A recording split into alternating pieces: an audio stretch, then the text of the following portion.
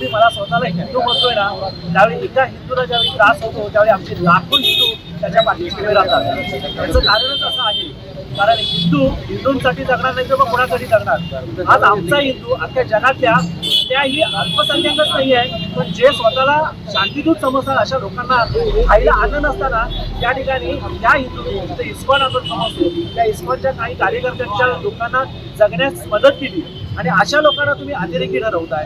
ही कोणती विडंबना. आणि अशा गोष्टीचा मी पहिल्यांदा धिक्कार करतोय. घाणेरड घृणास्पद जे कार्य चाललेलं आहे, माझ्या भगिनीवरती जो अत्याचार होतोय, त्याचबरोबर त्यांना छोट्या छोट्या मुलांना खिचून मारलं जातंय, या गोष्टीचा मी धिक्कार करतोय. आणि अशा गोष्टी घडत असतील तर हे हिंदू कदापि सहन करणार नाही.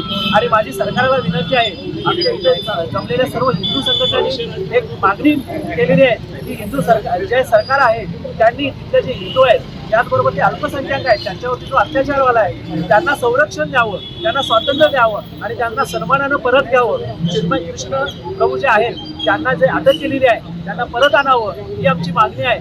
हवे तर त्या ठिकाणी सैनिकी कारवाई करावी, जे काय करता येईल आंतरराष्ट्रीय दबाव आणून त्या ठिकाणी जे करता येईल त्या गोष्टी अवलंबाव्यात अशी आम्ही विनंती करतोय.